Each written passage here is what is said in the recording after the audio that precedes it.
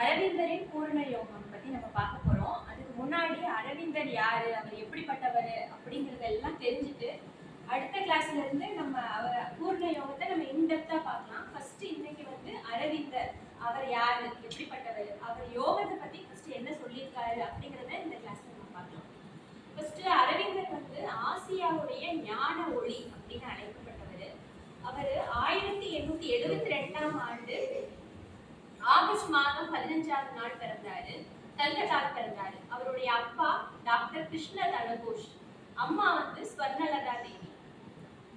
இவர் கிருஷ்ண தனகோஷ் ஸ்வர்ணலதா தேவிக்கு 6 குழந்தைங்க. இவர் 3வது குழந்தை. அரவிந்தம் அப்படின்னா தாமரை அப்படின்னு சொல்லுவோம். அந்த காலத்துல அரவிந்தங்கிற பேர் ரொம்ப புதுமையான பேரா எல்லாருக்கும் தெரிஞ்சுது.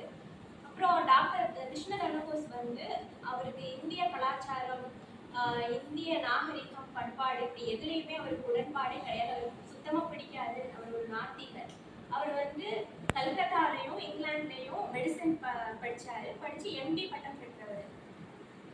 இவர் முழுக்க முழுக்க தன்னுடைய குழந்தைகளை ஆங்கில நாகரிகத்தை தான் வளர்க்கணும் அப்படிங்கிற முடிவுல இருந்தாரு. இவர் குல்னா அப்படிங்கிற பகுதியில டாக்டரா ஒர்க் பண்ணிட்டு இருந்தாரு. ரொம்ப சமூக சேவை, நல்ல பரந்த மனப்பான்மை, எல்லாருக்கும் ஹெல்ப் பண்ணக்கூடிய மைண்ட் செட் உள்ளவர். நல்லா சம்பாதிச்சாரு. ஆனா அவருடைய இறக்க குணம் காரணமா அவர் எதையுமே சேர்த்து வைக்கல அவங்களுக்காக. அதனால ரொம்ப கஷ்டப்பட்டாங்க. இவங்களுடைய மனைவி அவங்களுக்கு கொஞ்சம் மனநோயாளியா இருந்தாங்க. அரவிந்தருடைய அம்மா மனநோயாளி, வலிப்பு நோய், அவங்க அதிகமா கோவப்படுவாங்க.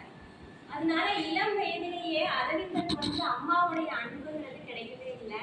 அப்பாவுமே ரொம்ப நாள் அவருக்கு இந்த குடும்ப வாழ்க்கை சரியில்லாததுனால அந்த மனக்கசப்புல பிற்காலத்துல அவர் குடிக்க அடிமையாகி ஒரு குடிகாரர் ஆயிட்டாரு. அதுதான் அரவிந்தரை பொறுத்த வரைக்கும் அப்பாவுடைய அன்பும் அவருக்கு அவ்வளவா கிடைச்சது கிடையாது, அம்மாவுடைய அன்பும் கிடைச்சது கிடையாது. அடுத்து இவர் டாக்டர் கோஷ் அவருடைய குழந்தைங்களை நம்ம ஆங்கில வழி கல்வியில தான் படிக்க வைக்கணும் அப்படின்னு முடிவு பண்ணி அவர் ஒரு அவங்களுடைய அண்ணனோட சேர்த்து இவரையும் 5 வயசு வரைக்கும் இவருக்கு அவருடைய தாய்மொழியே அவருக்கு தெரியாது. அவர் வீட்டுல வேலை பார்க்குறவங்க கூட கொச்சையான இங்கிலீஷ் தான் பேசுவாங்க, இல்லை இந்துஸ்தானி பேசுவாங்களாம். அவருடைய தாய்மொழியே அவருக்கு தெரியாது, பெங்காலி அவருக்கு தெரியவே செய்யாது. ஏன்னா அவர் அவ்வளவு ஸ்ட்ரிக்டா இருந்தாராம். அக்கம் பக்கத்துல இருக்கக்கூடிய இந்திய பண்பாடு கலாச்சாரத்தை நம்ம பசங்க பழகிடக்கூடாது அப்படின்றதுல அவங்க அப்பா அவ்வளவு இதா இருந்தாராம். அதனால ஒரு கான்வென்ட்ல போய் சேர்க்கிறாரு. இவங்க 5 வயசு இருக்கும்போது அரவிந்தரும் அவங்களுடைய 2 அண்ணன்களையும் சேர்த்து ஒரு கான்வென்ட்ல சேர்க்கிறாரு. அங்க ஃபுல் அண்ட் ஃபுல் ஐரோப்பிய கலாச்சாரத்துல வளர்ந்து அந்த ஸ்கூல் ஃபுல்லாவே அப்படி அவங்க அந்த ஐரோப்பிய கலாச்சாரத்திலேயே வளர்றாங்க. அப்பப்போ லீவு இருக்கும்போது இவங்க தாய் வழி பாட்டனார் வீட்டுக்கு போறாங்க. அவர் தான் தேசபக்தி. அவர்கிட்ட இருக்குதான் அரவிந்தருக்கு அந்த தேசபக்தி உண்டு. அடுத்து இந்த ஸ்வர்ணலதா தேவி அவங்க அம்மாவோட மனநல காரணமா அவருக்கு அன்பு, அம்மாவோட அன்பு கிடைக்கல. இருந்தாலும் அரவிந்தர் அதை ஒரு பொருட்டா நினைக்கல. அடுத்து நான் தன்னுடைய குழந்தைங்களுடைய படிப்பு எல்லாமே இங்கிலாந்துக்கு போனாதான் இன்னும் நல்லா இருக்கும் அப்படின்னு சொல்லிட்டு இவருடைய ஃப்ரெண்டோட ஃப்ரெண்டு ஒரு ஃபாதர் அவர்கிட்ட போய் என்னுடைய குழந்தைங்களுடைய கல்வி உங்ககிட்ட ஒப்படைச்சிட்டேன், நீங்க பார்த்துக்கோங்கன்னு சொல்லி இவர் விட்டுருக்காரு. அவங்களுக்கு இந்த கடவுளை கும்பிடுறது இப்படி எந்த பழக்க வழக்கமுமே தெரியாது. அரவிந்தர் சின்ன வயசுலலாம் சாமி கும்பிட்டதே கிடையாது. அவருக்கு பகவான்னா என்ன எதுவுமே அவருக்கு தெரியாது. அந்த பாதிரியாரும் என்ன பண்ணிட்டாருன்னா, சரி இவங்க வயசாகி வளர்ந்து வரட்டும், அதுக்கு அவங்களுக்கு என்னென்ன மதம் பிடிச்சிருக்கோ அதை அவங்க ஃபாலோ பண்ணிக்கணும் அப்படின்னு அவரும் விட்டுட்டாரு. ஆரம்ப காலகட்டத்துல இவர் அரவிந்தரோட அப்பா கரெக்டா பணம் அனுப்பிட்டு இருந்தாரு. கொஞ்ச நாளாக இவர் பணமும் அனுப்புறதை குறைச்சிட்டாரு. ஆனா இந்த அண்ணன் தம்பி, இவங்களுடைய அண்ணன் அரவிந்தர் எல்லாருமே அப்ப கூட அவங்க அப்பாவை குறைச்சு பேச மாட்டாங்க. அவங்க அப்பாவை பத்தி புகழ்ந்துதான் பேசுவாங்களாம். வருத்தப்பட்டதே கிடையாதுனா. இளமையிலேயே அம்மா அப்பாவோட பாசம் கிடைக்கல, படிக்கிறதுக்கு வசதி இல்லை, அப்படி இருந்துமே அவங்க என்னைக்குமே புறப்பட்டதே கிடையாது. அது ஒரு பெரிய பொருட்டாவே அவங்க நினைக்க மாட்டாங்க.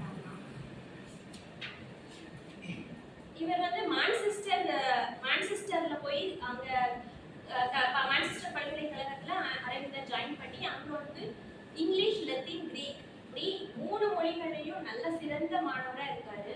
இவருடைய புலமையை பார்த்து அங்க இருந்த ஆசிரியர்கள்லாம் ரொம்ப ஆச்சரியப்படுறாங்க. சின்ன வயசுலயே அவர் கவிதை எழுதுவாராம். இங்கிலீஷ்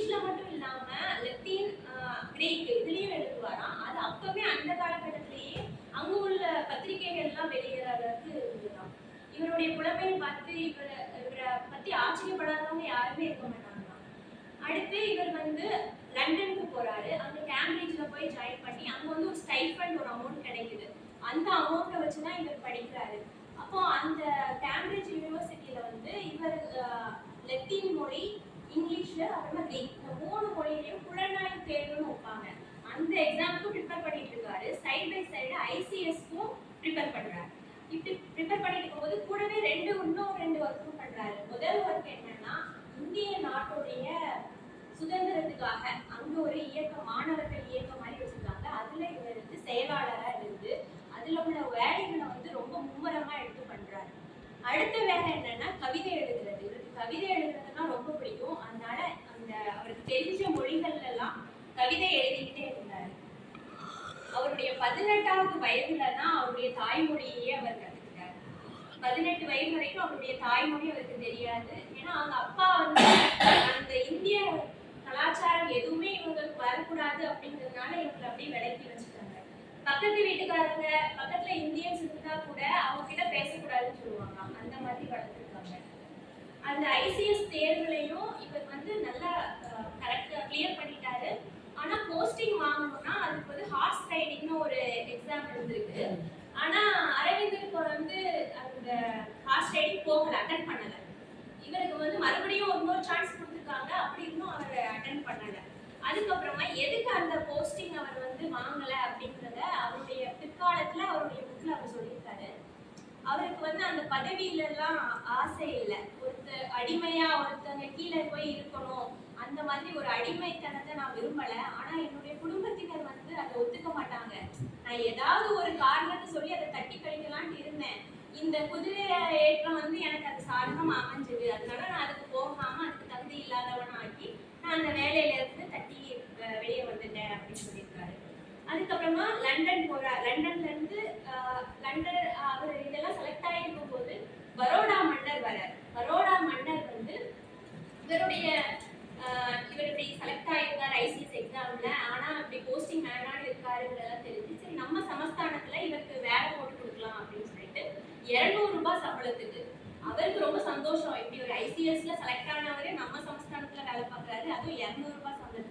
ஆனா அரவிந்தருக்கு வந்து இந்த ரூபாவுடைய மதிப்போ இல்ல வாழ்க்கையில அடுத்து என்ன அப்படிங்கிற எந்த சிந்தனையுமே அவருக்கு கிடையாது. அதனால அவர் என்னன்னாலும் ஓகே அப்படின்னு, எனக்கு அந்த சம்பளமா எனக்கு அது ஒரு பெரிய இது இல்லை அப்படின்னு சொல்லிட்டு அவர் அதை அக்செப்ட் பண்ணிக்கிட்டாரு.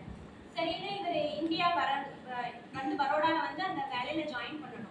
அதுக்கு முன்னாடியே இவருக்கு வந்து அவர் என்னதான் லண்டன்ல இருந்தாலும் அங்க உள்ள கலாச்சாரங்கள்லாம் தெரிஞ்சிருந்தாலும் இவருக்கு பெருசா அதுல ஒரு ஈர்ப்பே இல்லை.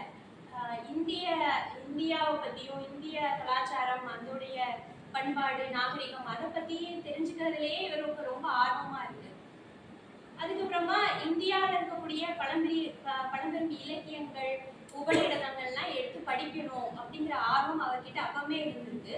சரி இந்தியாவுக்கு வந்தா நம்ம இதெல்லாம் இன்னும் டெவலப் பண்ணிக்கலாம் அப்படின்னு சொல்லிட்டு இந்தியா வராரு. இந்தியா வரேன்றத நான் இந்த கப்பல்ல வரேன் அப்படின்னு அவங்க அப்பாவுக்கு தெரிஞ்சிருக்காரு. ஆனா அன்னைக்கு அவர் அந்த கப்பல்ல வரல. அந்த கப்பல் வந்து லிஸ்பன்ங்கிற இடத்துல கடல்ல மூழ்கி இருக்கு.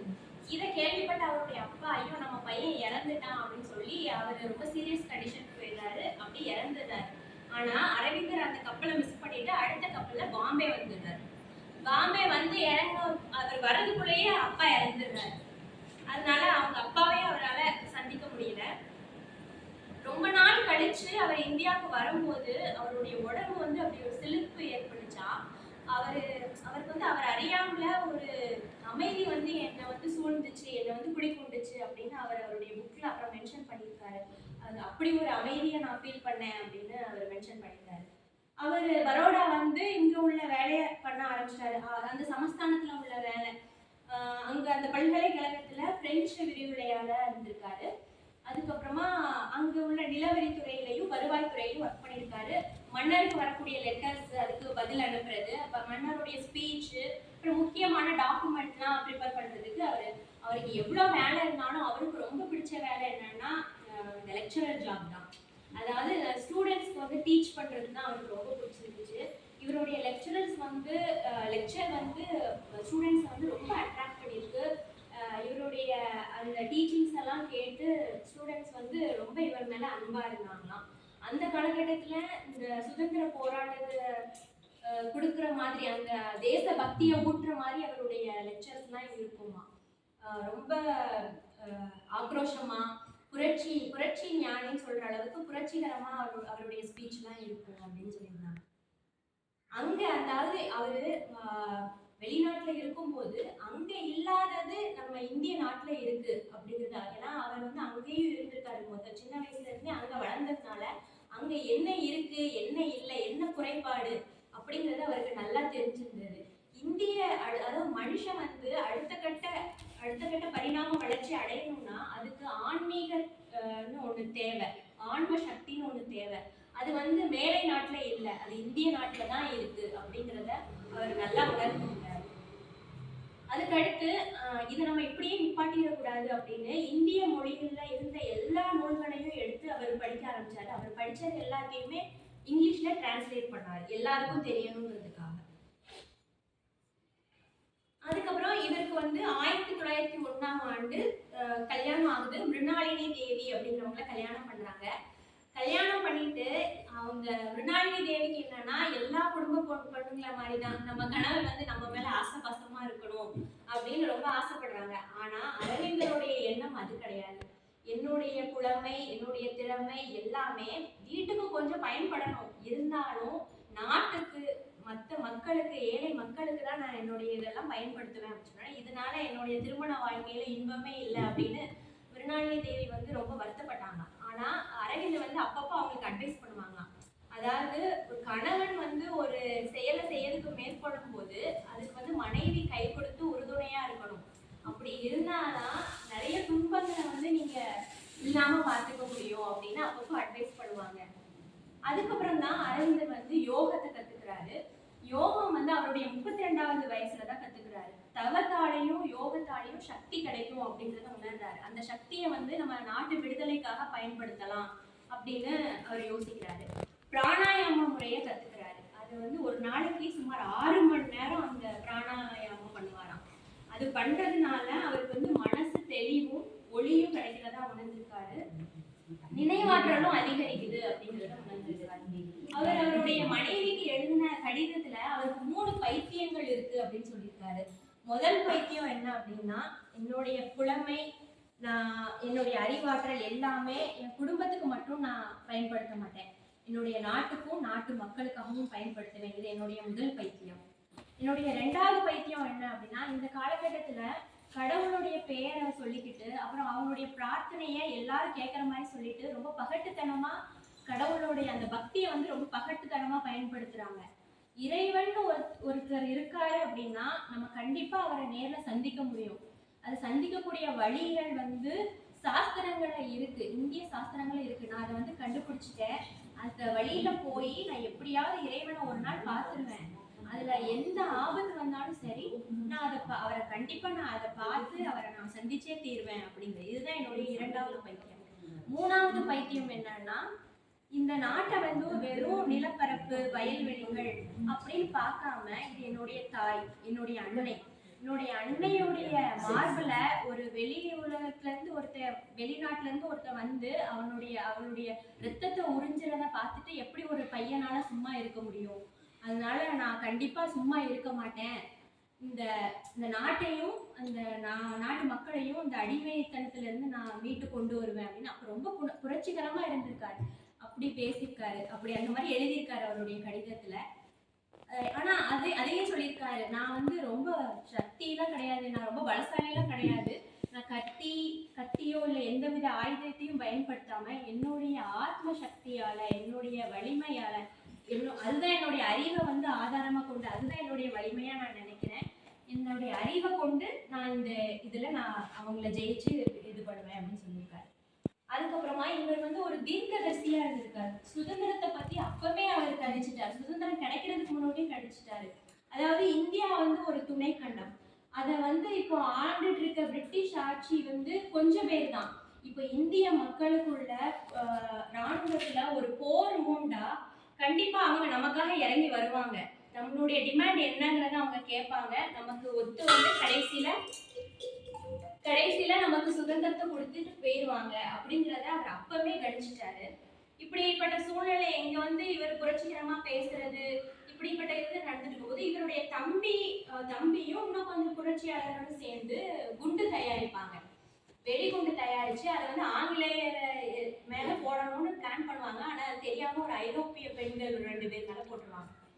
இப்படி போடும்போது அது ஒரு கேஸ் ஆயிடும். அந்த கேஸ்ல அரவிந்தரும் இன்வால்வ் ஆயிருப்பாருன்னு சொல்லிட்டு அவரையும் அரெஸ்ட் பண்ணிடுவாங்க. அதுதான் அலிப்பூர் சதி வழக்குன்னு சொல்லுவாங்க. அந்த அலிப்பூர் சதி வழக்குக்கு 206 சாட்சிகள் விசாரிச்சிருப்பாங்க. இப்படி எவ்வளவோ கொண்டு வந்திருப்பாங்க. அதுல வந்து இவர் ரொம்ப இவர் புரட்சிகரமானவர் அப்படிங்கிறத நிரூபிக்கிறதுக்காக அவர் ஒய்ஃபுக்கு எழுதின கடிதத்தை கூட சாட்சியா வச்சிருப்பாங்க. ஆனா இவ்வளவோ இருந்தும் கடைசியில அரவிந்தர் வந்து குற்றவாளி இல்ல, நிரபராதி அப்படின்னு ரிலீஸ் பண்ணிடுவாங்க. விடுதலையாகி வந்துருவாரு. இவர் வந்து அந்த சிறையில இருந்தாரு. அந்த 1 வருஷம் அவர் சிறையில இருந்தாரு. அந்த சிறையில இருந்த வாழ்க்கை தான் அவருடைய இவ்வளவு புரட்சிகரமா இருந்த அரவிந்தர் வந்து அந்த 1 வருஷ வாழ்க்கையில தான் ஒரு தத்துவ ஞானியா மாறினாரு. அந்த 1 வருஷத்துல அவர் வந்து விசாரணை கைதியா தான் அரெஸ்ட் பண்ணப்பட்டாரு. ஆனா ஒரு தண்டனை கைதி மாதிரி அந்த அளவுக்கு தண்டனைகளை அனுபவிச்சாரு. அந்த சிறைச்சாலை வந்து 9 அடி நீளமும் 5 அடி அகலமா தான் இருக்குமா. ஒரு ஜன்னல் கூட கிடையாதாம். அதுக்குள்ளதான் முதல்ல ரொம்ப ஆரம்ப காலகட்டத்துல ரொம்ப கஷ்டப்பட்டிருக்காரு. அப்புறம் சிறைச்சாலை வாழ்க்கைக்கு அவர் அடாப்ட் பண்ணிட்டு ஆண்டவன் வந்து ஏதோ ஒரு படிப்பினை எனக்கு கொடுக்கறதுக்காக தான் இதை என்னைய இங்க வச்சிருக்காரு அப்படின்னு அவர் நினைச்சிருக்காரு. உள்ள இருக்கும்போதும் அவர் சும்மா இல்லை, தவம் பண்ணியிருக்காரு, யோகம் கத்திருக்காரு, கீதை உபநிடதம்லாம் வர வச்சு படிச்சிருக்காரு. அது மட்டும் இல்லாம கேட்கிறவங்களுக்கு கிரேக்க மொழியும் கத்து கொடுத்திருக்காரு. இப்படி இருந்து அவர் ரிலீஸ் ஆகி வெளியே வரும்போது ஒரு தத்துவ ஞானியாவே மாறி வெளியே வந்தாரு. அவர் சிறையில இருந்து வந்ததுக்கு அப்புறமா அவருடைய வாழ்க்கையே மாறிடுச்சு. அது வரைக்கும் புரட்சிகரமான பேச்செல்லாம் அதுக்கப்புறம் தத்துவ பேச்சாயிருச்சு. அவர் சொல்லியிருக்காரு, சிறைச்சாலை எனக்கு தவச்சாலை அப்படின்னு சொல்லியிருக்காரு. அதே மாதிரி நான் சொல்றதுக்கு ஒரு சொல்லையும் நான் செய்யறதுக்கு ஒரு செயலையும் ஆண்டவன் எனக்கு கொடுத்திருக்காரு, இறைவன் எனக்கு கொடுத்திருக்காரு. நான் அந்த சொல்லையும் செயலையும் நான் செய்வேன் அப்படின்னு சொல்லியிருக்காரு. அதுக்கப்புறமா அவர் யோகம் அப்படின்னா என்னன்னு சொல்றாருன்னா ஞானம், பக்தி, கர்மம் இந்த 3 மூலமா இறைவனோட ஒன்றதுதான் யோகம் அப்படின்னு சொல்றாரு. அதாவது எல்லாமே நமக்கு தெரிஞ்சும் தெரியாமலும் நமக்குள்ள இருக்கக்கூடிய பரம்பொருள் நமக்குள்ள இருக்கக்கூடியது ஒண்ணு இருக்கு. அதுதான் ஜீவாத்மா. அந்த ஜீவாத்மாவோட ஒன்றி இருக்கக்கூடியவர் தான் யோகி. அந்த யோகி தான் இறைவனுடைய சக்தியினாலையும் அவங்க பண்ற அந்த நல்ல செயல்கள்னாலையும் இந்த உலகத்துல இந்த யோகம் வந்து பரவுறதுக்கு உதவியா இருப்பாங்க அப்படின்னு சொல்லியிருக்காரு. அதுக்கப்புறமா இந்த நாட்டு மக்களுக்கு வந்து அவர் திறந்த மடலா சொல்லிட்டாரு. அதாவது அவர் அரசியலை விட்டு வெளியேற போறாரு, அதை வந்து தெரிவிக்கணுங்கிறதுக்காக ஒரு திறந்த மடலா நாட்டு மக்களுக்கு சொல்றாரு. அதாவது தலைவர்கள் வருவாங்க போவாங்க, இறைவனுடைய அருள்னால ஒரு தலைவர் வருவாரு. அவர் வந்து அந்த நேரத்துல அந்த விடுதலை இயக்கம் வந்து இன்னும் வெற்றி அடையும். அந்த தலைவருக்காக நீங்க எல்லாரும் காத்துருங்க அப்படின்னு சொல்லிட்டாரு. மறுபடியும் இவர் அரெஸ்ட் பண்ற மாதிரி நியூஸ் கேள்விப்பட்டு சரி அரெஸ்ட் ஆகக்கூடாதுன்றதுக்காக நம்ம ரகசியமா வேற இடத்துக்கு போயிடலாம் அப்படின்னு சந்திரநாகூர்னு ஒரு இடத்துக்கு வராரு. அங்கே இருந்துதான் அடுத்து பாண்டிச்சேரி வராரு. பாண்டிச்சேரியில வரும்போது அவரை ரிசீவ் பண்ணது காத்திருந்தது வந்து பாரதியார் வந்து அவரை ரிசீவ் பண்ணி அவரை ரொம்ப ரகசியமா சங்கரன் செட்டியார்னு ஒருத்தர் இருக்காரு, அவருடைய வீட்டு மாடியில ரகசியமா வச்சிருந்திருக்காங்க. அப்படி கொஞ்சம் கொஞ்சமா அவர் வந்து அரசியல்ல இருந்து கம்ப்ளீட்டா ஒதுங்கிட்டாரு. இவர் வந்து திருப்பி அரசியலுக்கு கூட்டிட்டு வர்றதுக்காக மகாத்மா காந்தி, திலகர் இப்படி நிறைய பெரிய பெரிய தலைவர்கள்லாம் எவ்வளவோ முயற்சி பண்ணாலும் எதுக்குமே அவர் செவி சாய்க்கல. நான் கம்ப்ளீட்டா அவர் அதுல இருந்து விலகிட்டார். அப்புறம் அங்க பாண்டிச்சேரியில அந்த ஆசிரமத்தை நிறுவி அதுல 1-2 சீடர்கள் இருந்திருக்காங்க. ஆனா அன்னை வந்திருக்காங்க. அன்னை வந்ததுக்கு அப்புறமா தான் அரவிந்தருடைய சொல் செயல் எல்லாத்தையுமே ரொம்ப தீவிரமா நடைமுறைக்கு கொண்டு வந்தது வந்து அன்னை தான். இன்னைக்கு வரைக்கும் அதுக்கப்புறம் டெவலப் பண்ணது, அந்த ஆசிரமத்தை வந்து டெவலப் பண்ணதே அன்னை தான். இப்போ கடைசியா இவர் வந்து கொஞ்சம் அவருடைய உபதேசங்களுடைய ஒரு சின்ன ஷார்ட் ஃபார்மா அவர் என்னென்ன சொல்லியிருக்காருன்னு பார்க்கலாம். அடுத்த வாரத்துல இருந்து பூர்ண யோகத்தை டீடைலா பார்க்கலாம். ஃபர்ஸ்ட் இவர் வந்து நம்ம என்ன சொல்றாரு, பூர்ண யோகம் கான்செப்ட் தான் பூர்ண யோகம். ஃபர்ஸ்ட் அவர் குறிக்கோள் இருக்கும். அந்த குறிக்கோள் என்னங்கிறத நம்ம வந்து உள்ளுணர்ந்து பார்க்கணும். அதாவது you have to go in depth of yourself. நம்ம வந்து நம்ம உள் நோக்கி பார்க்கணும். அதுதான். அதாவது புல் பூண்டு மரம் அப்படின்னு ஒண்ணா பரிணாம வளர்ச்சி அடைஞ்சு வரும்போது மனுஷங்களுக்கு மட்டும்தான் நமக்கு நம்மளே பாத்துக்கிற அந்த இது இருக்கு, அந்த தன்மை இருக்கு. செல்ஃப் அனாலிசிஸ் அதை பண்ணணும் அப்படிங்கிறாரு. நம்ம வந்து சும்மா மேலோட்டமா மனம் உயிர் அப்படிங்கிற அந்த இதுல இருக்கோம். இன்னும் நமக்குள்ள ஜீவாத்மான்னு ஒண்ணு இருக்கு, அதை புரிஞ்சுக்கோங்க அப்படின்னு சொல்றாரு. அடுத்து இவர் இன்னொன்னு வலியுறுத்தினது வந்து பிரம்மச்சரியத்தை தான் இவர் வலியுறுத்தி இருக்காரு. நம்ம பகவான் வந்து இதுக்கு கான்ட்ரடிக்டரி, ஆனா இவர் வந்து பிரம்மச்சரியத்தை வலியுறுத்தி இருக்காரு. அதே மாதிரி இவர் என்ன சொல்லியிருக்காருன்னா, நான் வந்து ஒரு புது சமயத்தையோ இல்ல ஏதோ ஏற்கனவே இருக்கிற ஒரு சமயத்தையோ இது பண்ணதுக்காக நான் வரல. உங்களுக்குள்ள ஒரு தனி மனிதன் வந்து செல்ஃப் அனலைஸ் பண்றது, அதை பத்தி நான் சொல்றதுக்கு தான். யோகம் மூலமாவும் உங்களுடைய ஆன்ம சக்தி மூலமாவும் நம்மளே உணர்ந்துக்கிற அந்த இதுக்காக தான் அதை தான் நான் வலியுறுத்துறேன் அப்படின்னு சொல்லியிருக்காரு. இப்படி கொஞ்சம் கொஞ்சமா அவர் உலக வாழ்க்கையிலேருந்து அப்படியே விடைபெற ஆரம்பிக்கிறாரு. ஒரு காலகட்டத்துல ஆசிரமத்தையே அன்னைக்கிட்ட ஒப்படைச்சிட்டு இவர் பின்னாடி இருந்து ஒர்க் பண்ண ஆரம்பிக்கிறாரு. அப்போ கூட காலையில 5 மணி வரைக்கும் ஒர்க் பண்ணிட்டு இருப்பாராம். ரெஸ்ட்ங்கிறதே அவருக்கு கிடையாது. அவர் அடிக்கடி என்ன சொல்வாருன்னா, நான் இந்த சூழ்நிலையில இருந்து தான் பின்வாங்கி போறேனே தவிர மக்கள் நலன்ல இருந்து நான் ஒதுங்கி போகல. என்னுடைய ஆன்ம சக்தி, என்னுடைய யோக சாதனைகள் எல்லாமே மக்களுடைய நலனுக்காக தான் நான் பண்றேன் அப்படின்னு சொல்லியிருக்காரு. அப்படிப்பட்ட அரவிந்தர் வந்து 1950 வருஷம் டிசம்பர் 5ஆவது நாள் இறந்து போறாரு. 4 நாள் இவருடைய உடல் வந்து அப்படி பொன் மாதிரி அப்படி பொழிஞ்சுதான், அப்படி ஜொலிச்சுதான். 4 நாட்கள் கழிச்சுதான் இவருடைய உடல் வந்து சமாதி பண்ணியிருக்காங்க. யோகி ராம் சரத்குமார்.